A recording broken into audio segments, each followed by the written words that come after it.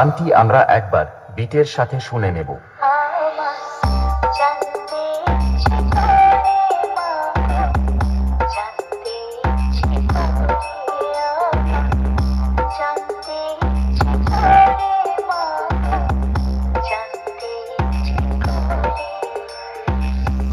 এবার আমরা সকল ফ্রিকোয়েন্সিগুলো একসাথে শুরু করব আমাদের সকলের পছন্দের হামিং ভাইব্রেশন দিয়ে। চলুন আপনারা আমাদের এই সেটআপটির সাউন্ড মনোযোগ সহকারে উপভোগ করুন।